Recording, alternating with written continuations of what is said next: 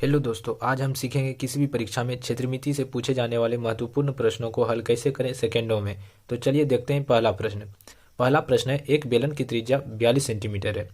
बेलन की त्रिज्या 42 सेंटीमीटर है। त्रिज्या को डिनोट किससे करते हैं? आर से। आर कितना दिया हुआ है?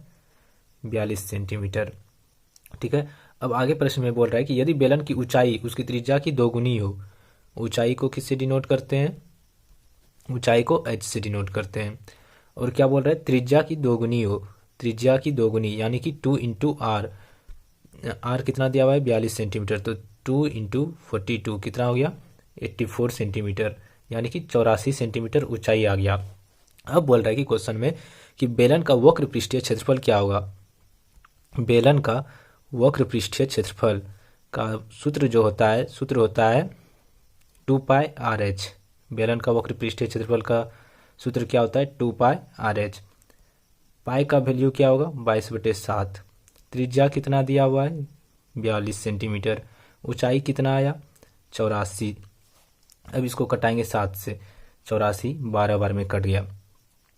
अब जो इतना इतना गुना आ गया, इसको आसानी से कैसे करें ये सीखते हैं। सबका यूनिट डिजिट देखते हैं। इसका यूनिट डिजिट 2, इसका यूनिट डिजिट 2, इसका यूनिट डिजिट 2, इसका यूनिट डिजिट 2। अब गुना करते हैं सबको। 2 दूना 4, 4 दूना 8, 8 दूना 16, यानी कि लास्ट डिजिट जो होगा ऑप्शन का 6 होगा। लास्ट डिजिट किस में? सी नंबर में है। लास्ट डिजिट 22,176, यानी कि 22,176 सेंटीमीटर स्क्वायर बेलन का वक्रपृष्ठीय क्षेत्रफल होगा। तो चलिए चलते हैं अगले प्रश्न पर। अगला प्रश्न है कि एक आयताकार हॉल की लंबाई उसकी चौड़ाई का 3/4 भाग है। यानी कि लंबाई को डिनोट करते हैं एल से और चौड़ाई को डिनोट करते हैं बी से। प्रश्न में कह रहा है कि लंबाई उसकी चौड़ाई का 3/4 भाग है।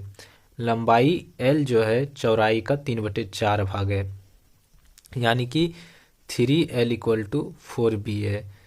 तो इसका रेशियो कितना हो जाएगा? L/B कितना हो जाएगा? 4/3। तो इसका रेशियो L/B हो जाएगा 4:3। इसका रेशियो आ गया 4:3। अब प्रश्न में कह रहा है कि आयत का क्षेत्रफल 1200 मीटर स्क्वायर है। आयत का क्षेत्रफल कितना दिया हुआ है? 1200 मीटर स्क्वायर। आयत का फॉर्मूला क्या होता है? लंबाई गुना चौड़ाई, यानी कि L/B। आयत का क्षेत्रफल दिया हुआ है 1200 मीटर स्क्वायर और मेरा यहाँ पर रेशियो कितना आया है? 4:3। हम यहाँ पर मान लेते हैं कि 4x लंबाई है और 3x चौड़ाई है। तो लंबाई कितना? 4x और चौड़ाई 3x। तो यहाँ पर 1200 और 4x इंटू 3x कितना हो जाएगा? 12x square. तो x स्क्वायर इक्वल टू कितना हो जाएगा? 100। तो x इक्वल टू कितना हो जाएगा मेरा? इधर स्क्वायर आएगा तो रूट में हो जाएगा। रूट 100 कितना होगा? 10 मीटर। x इक्वल टू आ गया 10 मीटर। ठीक है। अब चलते हैं। अब प्रश्न में कह रहा है कि लंबाई और चौड़ाई का अंतर क्या होगा। x इक्वल टू 10 मीटर निकला है, तो लंबाई कितना है? L इक्वल टू कितना है? 4x। 4x कितना? 4 इंटू 10 हो जाएगा, तो 40 मीटर हो जाएगा लंबाई। और b इक्वल टू कितना हो जाएगा? 3x। तो 3 इंटू एक्स का वैल्यू 10, तो चौड़ाई कितना हो गया? 30 मीटर। अब बोल रहा है कि लंबाई और चौड़ाई का अंतर। तो लंबाई 40 है और चौड़ाई 30 है, तो दोनों में अंतर कितना है? 10 का।